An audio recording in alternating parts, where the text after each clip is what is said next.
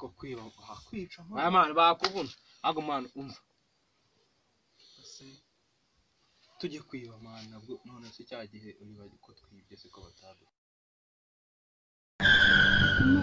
hari abantu bari kurwana kandi harimo amafaranga kandi ushobora gutanga iryinyo rimwe. What? Yesu mva mana sumva akazi karabonetse twagiye mana tugende ku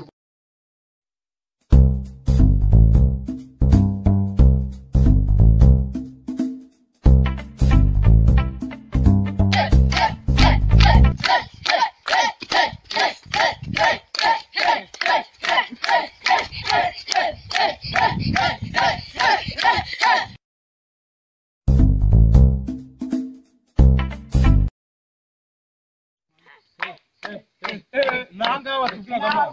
anga ndica umuntu ni muzingo ndamwica mana murakira mureka gufiga haje amafaranga ariho turwana ngo ndamwica pe ndamwica njyewe sha leta ry'umuntu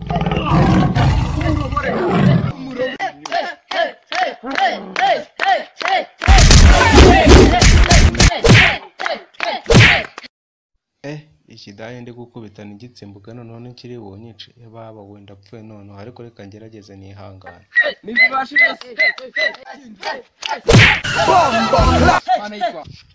nibyo byawe mani kuba ari mana ahubwo munda kwengera icumu Yesu bro man no barangije